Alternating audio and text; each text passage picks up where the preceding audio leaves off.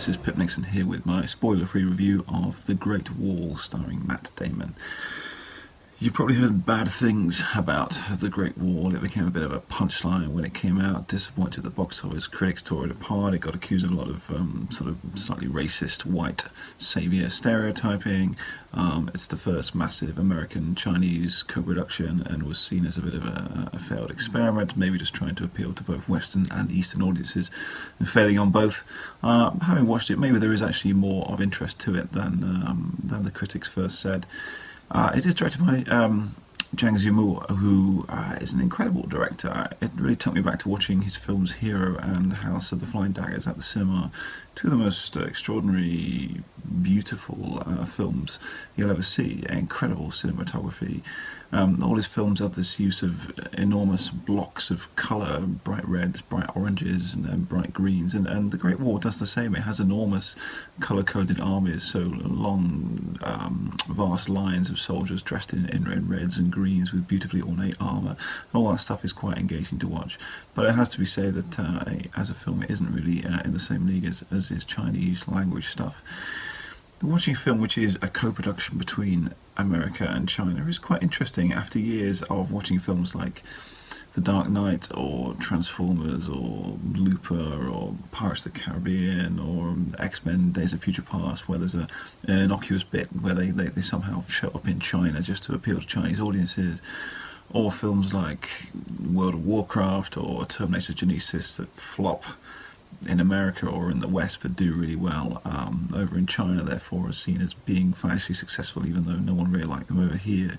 To see a film which actually kind of grasps the nettle and says, okay, this generally is supposed to be a big blockbuster for Western and Eastern audiences, so we'll cast a big American style, make it a big dumb action lizard trying to eat the world movie, and we'll get a massive name Chinese director who's visually exciting to do it.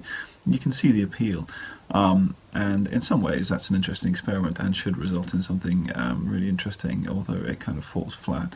It does cast a couple of Western actors in it. It has Damon, it has the guy who played the Viper in Game of Thrones, who was really engaging in the TV show, and he's quite fun here. It has Willem Dafoe, who just does weird cameos and different things these days, excellent in John Carter of Mars, although better playing Jesus for Martin Scorsese. And it has Damon as the lead, but Damon is woefully miscast. One, he's doing that whole I'm doing an accent but you don't know what accent it is. It's a bit like Russell Crowe in Robin Hood. I think it's supposed to be sort of Irish, but I'm not sure. So that makes you giggle as you go, and it's hard to enjoy a film when you're just laughing every time the actor speaks. But Damon is also uniquely, well, not uniquely, but he's a very modern. He cuts a very modern style in film. He has that kind of generic American everyman thing. So you can cast him very well as Bourne, I suppose, when he's supposed to be a kind of a blank figure, or he's enjoyable as Good Will Hunting, and I'm sure there are other examples, but you can't cast him as the charismatic, taciturn, violent warrior. You would need like a young Russell Crowe or Mel Gibson or somebody like that to pull that off, and he just can't do it. But to be fair, the accusations of the white saviour stuff really aren't true. The film is quite careful to depict him as coming along and fighting with the Chinese warriors in order to achieve victory. And it is very much a Chinese cast, and much of it is in Chinese. And he doesn't come along and save all of China. It is about that he interacts with them, and he's a figure from the West coming into the East. So the accusations of racism are kind of ridiculous.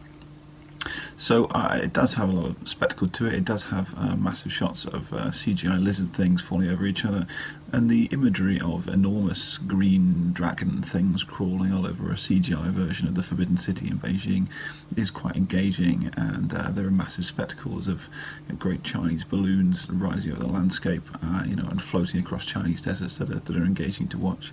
Unfortunately, it's let down by the fact that the script is very poor, it's very generic, and it's very A to B, when there is some of it, because mainly it's just big action scenes.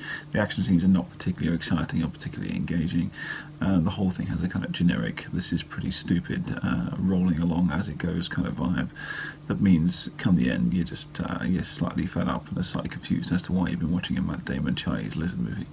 But it's not as bad as they say, and it didn't do as badly at the box office as they say, and it is not the worst example of Chinese films trying to port over into America. It reminded me a bit of, when I was a kid I used to love Jackie Chan movies or John Woo's original Chinese Hong Kong movies, which when they go to America turn out to be sort of bastardized, neutered versions of their own greatness. But this, as a co-production, is at least more interesting, say, than Jackie Chan's Rush Hour 3. So if you want to see Matt Damon with what I think is an attempt at an Irish accent fighting giant lizards on the Great Wall of China, if that's what you want, then you will get your money's worth out of this visually interesting film. If you think that sounds like a stupid idea and you're not drunk, then you're probably not going to enjoy the Great Wall very much. But nevertheless, if you can get through it without thinking of Matt Damon's puppet character from Team America saying Matt Damon over and over, or even saying that out loud as the film goes, I think he did a lot better than me.